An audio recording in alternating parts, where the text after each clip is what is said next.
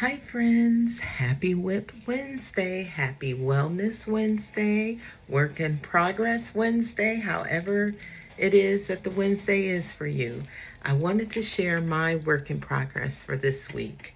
I've been working to clear my needles, and I've been pulling some things out that have been in the archives for a while. My latest knit, I started this in August of 2022, and it is the Garter Marlar cardigan by Stephen West. And what I did was I went into my stash and just grabbed all of my green yarn, and some of that yarn had been in there since 2013, and all of my green fingering weight yarn. And I thought it was when I wasn't knitting many socks, and so I thought I'm not going to use up all of this.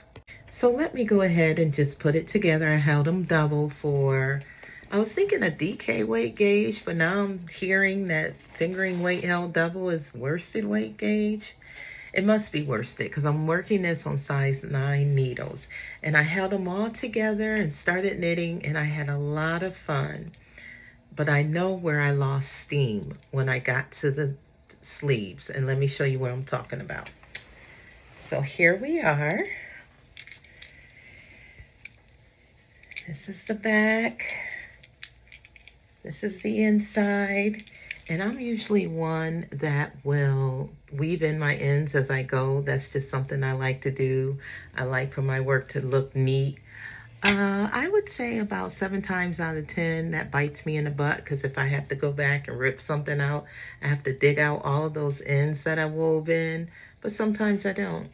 So this was going good. I think the directions and the pattern say use color A and B, then A and C. No, it's A and B, and then B and C, and then C and D. So you're always holding like one of the colors for a few rows.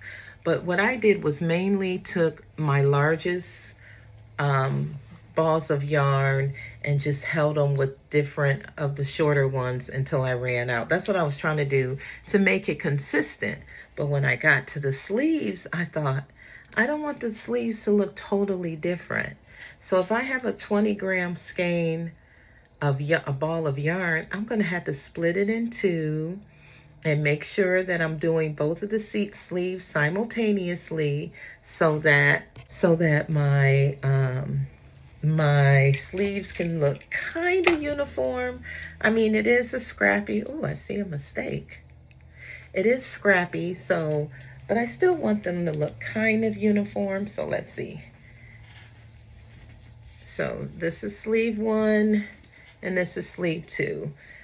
So I'm working them like I'll work until one color is done, then go to the other sleeve and work till the other color is done.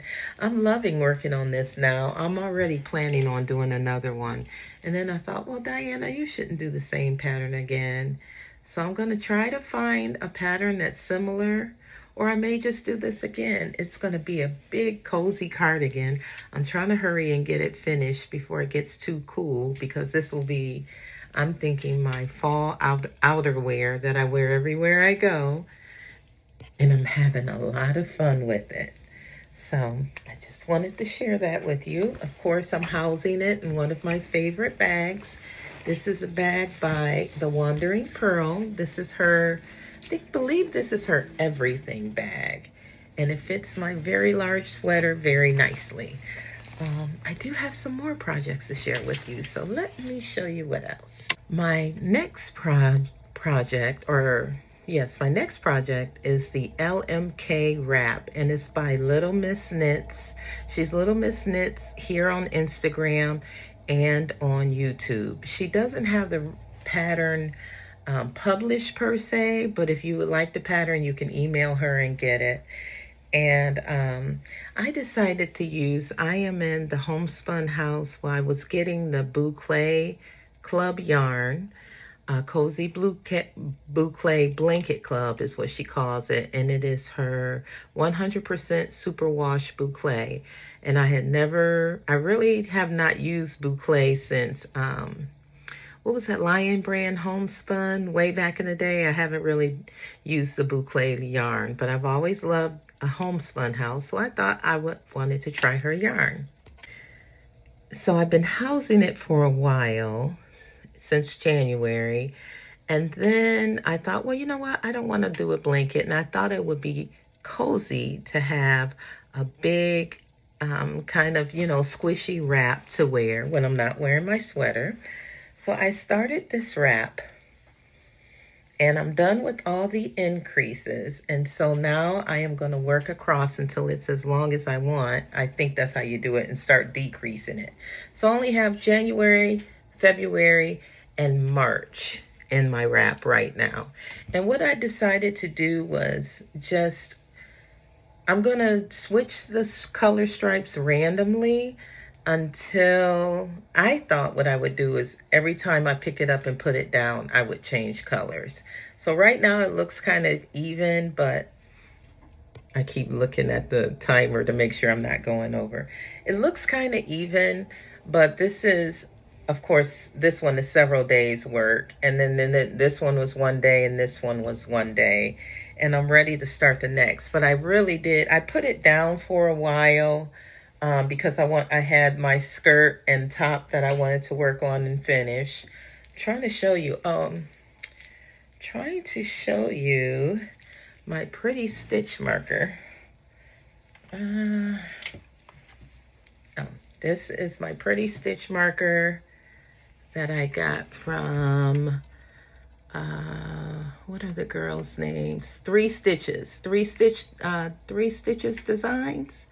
Yes, I got that stitch marker from there. And I don't remember where I got my little reindeer needle stoppers, but I really like this. So this is really a fun, cozy knit. And I don't pick it up all the time.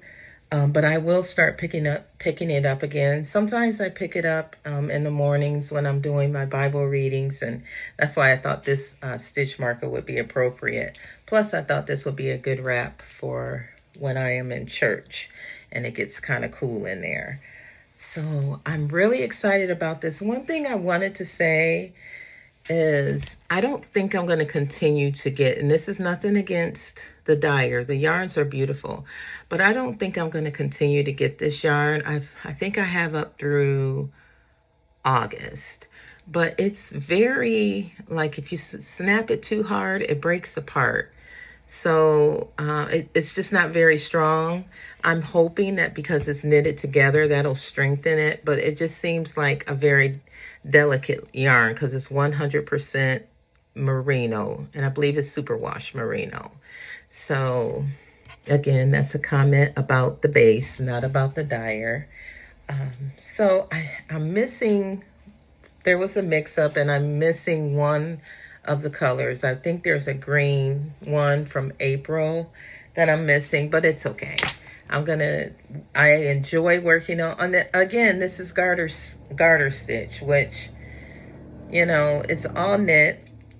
Stockinette stitch is all knitting around. It's all knitting anyway. Purl, I don't mind purling, but purling is knitting backwards, they say. So I've really been enjoying this.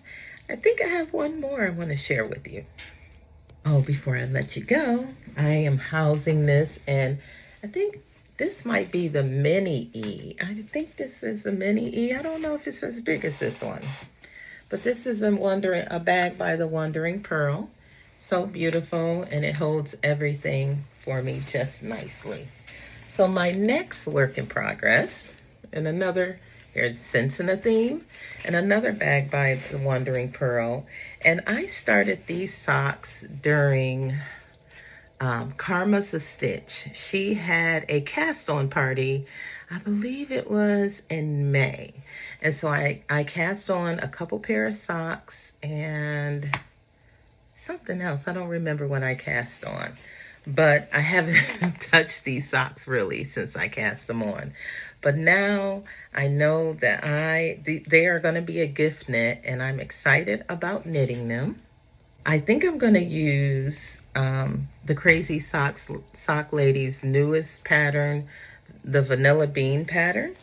So the yarn that I have is Ruby and Roses Love Story. It's one of her Taylor Swift collection colorways. I don't really know Taylor Swift songs. The only Taylor Swift song I know is Shake It Off. But I have nothing against her. But I just don't know many of her songs. So here's the sock. So I have two heels, or excuse me, two cuffs cast on, 2x2 rib. And now I'm ready to just, and I always like to do my socks simultaneously just to cure me, hopefully. Went a little over. I like to do both of my socks simultaneously just to kind of prevent sister sock syndrome. I heard Therapy by Craft say that on her podcast last week. I don't know if she meant to say it like that, but I thought I like that. I like that better than second sock syndrome. So to prevent sister sock syndrome, I do them, you know, I'll do the cuff, then do the cuff, do the leg, heel, and you get the picture. So, and I always use these stitch markers to tell me how many rows, and I have one stitch marker for every 10 rows. I don't know if I've shared this before. And then that lets me know that when I get down to the end of the stitch marker, I know it's time to start the heel. So that's just a little tip that I use. Well, thank you for listening, and I can't wait to see what everyone else is working on. Bye.